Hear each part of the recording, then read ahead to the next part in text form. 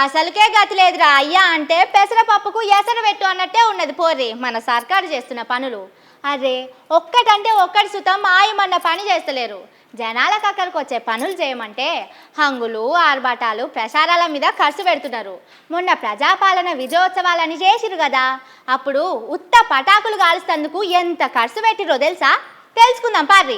మింగ మెతుకు లేదు గాని మీసాలకు సంపెంగ నూనె రాసుకున్నట్టే ఉన్నది పోర్రి మన సీఎం రేవంత్ సారు సర్కారు నడుపుతున్న తీరు.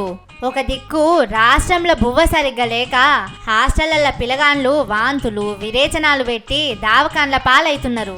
50-60 మంది పిల్లగాండ్ల పానాలు సుతం పోయినాయి. సర్కారు దావకాండ్లల్లా కరెంటే చక్కగలేదు.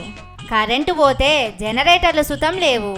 అరే రోగమో నొప్పో వచ్చి సర్కారు దవాఖానకు పోతే మందులే దొరుకుతలేవు. వీటి మీద సోయి లేదు గాని ఏడాది కాలంలా ఎలుగు నింపినంత పరిపాలన చేసినామని ప్రజాపాలన విజయోత్సవాలని చేసిర్రు.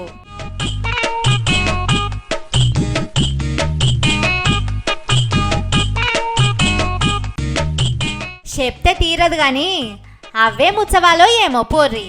ఒక్క తెలంగాణ పాట లేదు, ఒక్క తెలంగాణ ఆట లేదు. అన్ని ఆంధ్రోళ్ళ పాటలు సినిమా పాటలతోని చేసిర్రు. దానికి మళ్ళా తెలంగాణ ప్రజాపాలన విజయోత్సవాలని పేరు పెట్టిర్రు. ఈ ఉత్సవాలల్లా మిగతా ఖర్చులన్నీ అట్లుంచితే ఉత్త పటాకులకే అడ్డగోలుగా ఖర్చు పెట్టిర్రు.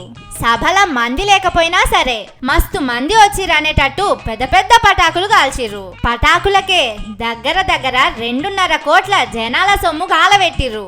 జనాల సొమ్మే కదా ఏమైతుంది తీ అనుకున్నారో ఏమో. లెక్కపత్రం లేకుండా ఆగమాగం చేసిర్రు.